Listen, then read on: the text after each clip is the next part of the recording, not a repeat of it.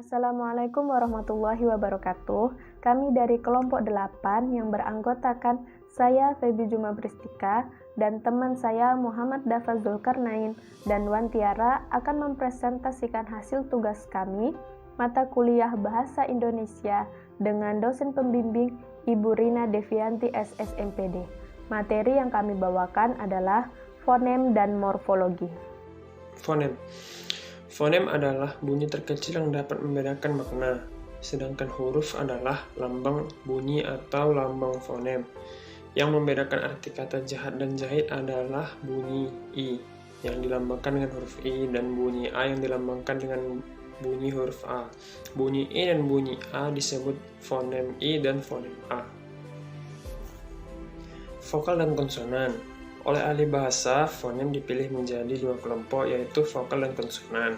Dalam bahasa Indonesia ada 6 vokal yang ditulis dengan huruf A, I, U, E, dan O. Seperti yang terdapat pada ada, enak, benar, ini, oleh, dan buku yang disebut vokal tunggal. Selain itu ada 3 vokal rangkap atau diftong, seperti A, U pada kacau, A, I pada ramai, dan O, I pada amboy. Umumnya, konsonan ditulis dengan satu huruf monograf seperti B, C, D, F, G, H, J, K, L, M, N, P, Q, R, S, T, V, W, dan Y. Walaupun begitu, ada konsonan yang ditulis dengan dua huruf digraf seperti NG, NY, KH, dan SY pada nganga, nyanyi, khusus, dan syarat. Suku kata. Kata dapat dilafalkan dalam satu hembusan nafas atau lebih. Kata pasar misalnya dilafalkan dengan 2 hembusan nafas, satu untuk pa dan satu lagi untuk sa.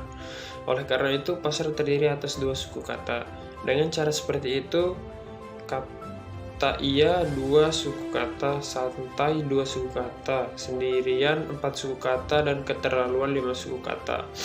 Suku kata selalu ditandai oleh sebuah vokal disingkat V yang dapat didahului, diikuti, atau diapit konsonan disingkat K. Suku yang diakhiri vokal disebut suku terbuka, yang diakhiri konsonan disebut suku tertutup.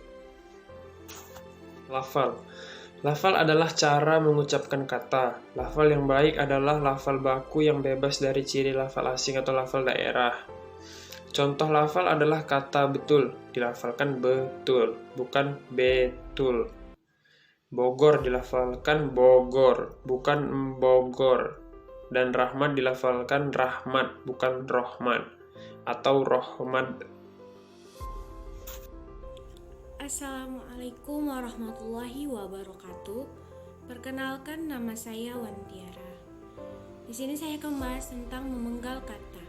Memenggal kata berbeda dengan melafalkan kata. Memenggal berhubungan dengan bahasa tulis, sedangkan melafalkan dengan bahasa lisan. Dalam bahasa tulis, mungkin orang kebiasaan larik dan harus pindah ke larik berikutnya. Kalau hal itu terjadi, mau tidak mau harus dilakukan pemenggalan kata. Pemenggalan kata biasanya dilakukan dengan mempertimbangkan: pertama, suku kata; yang kedua, imbuhan sebagai satu kesatuan makna yang tidak bisa dipenggal; yang ketiga, menghindari pemenggalan yang hanya terdiri dari satu huruf. Selanjutnya kita akan mempelajari yang namanya morfologi. Apa itu morfologi? Morfologi disebut juga ilmu bahasa yang mempelajari seluk-beluk kata. Verhaert berpendapat bahwa morfologi adalah bidang linguistik yang mempelajari susunan bagian kata secara gramatikal. Proses morfologis. Proses morfologis terbagi 3. Yang pertama, proses pembuahan afiks atau afikasi. Afikasi merupakan proses menambahkan atau membubuhkan afiks atau imbuhan. Afikasi terdiri dari 1.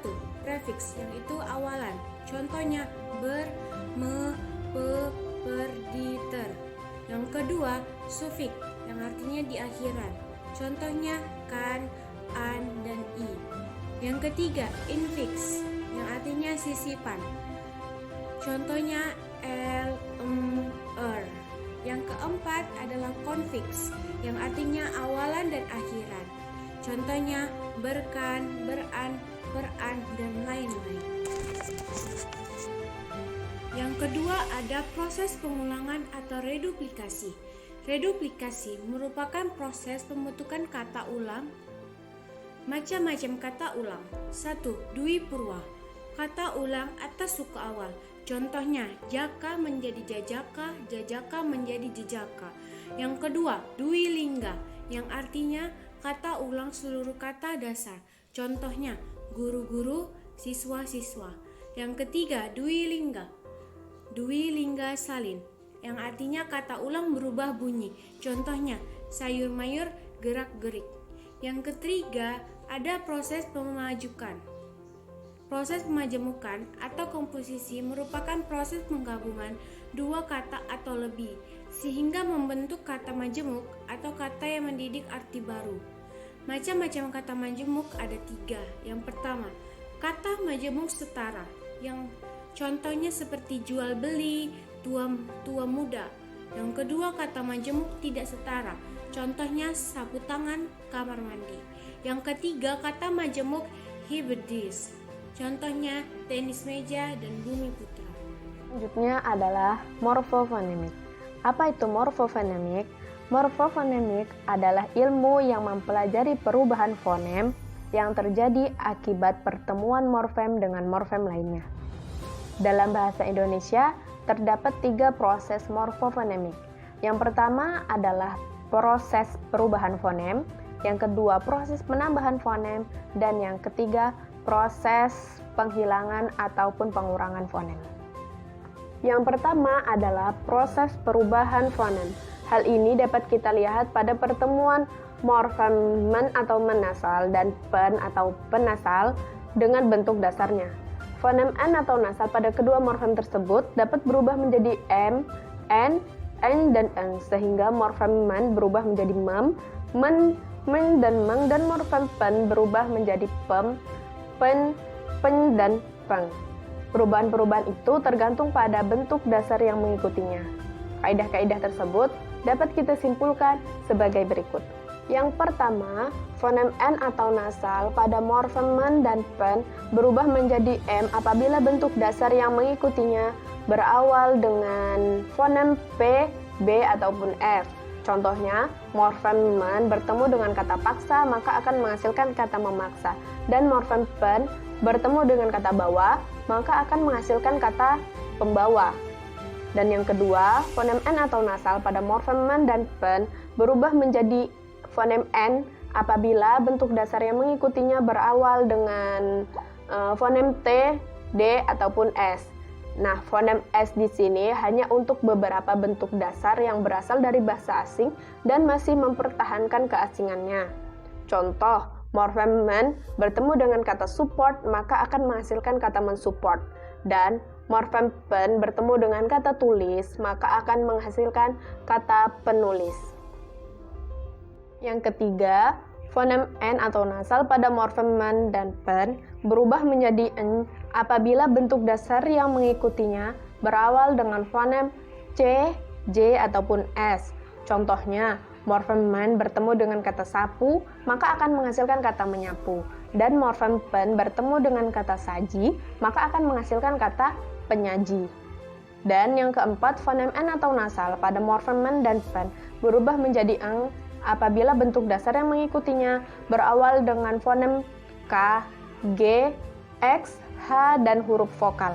Contohnya, morfem men bertemu dengan kata kacau maka akan menghasilkan kata mengacau, dan morfem pen bertemu dengan kata hias maka akan menghasilkan kata penghias. Kedua adalah proses penambahan fonem. Proses penambahan fonem terjadi akibat pertemuan morfem men dan pen dengan bentuk dasar yang hanya terdiri dari satu suku kata, sehingga morfem men berubah menjadi menge dan morfem pen berubah menjadi penge.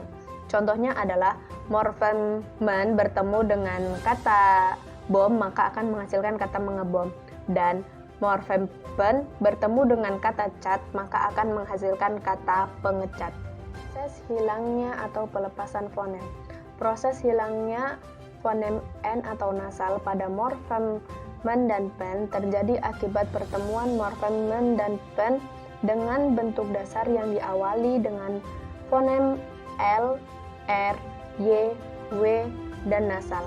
Contohnya adalah morfem men bertemu dengan kata lerai maka akan menghasilkan kata melerai, dan morfem men bertemu dengan kata rumuskan akan menghasilkan kata merumuskan.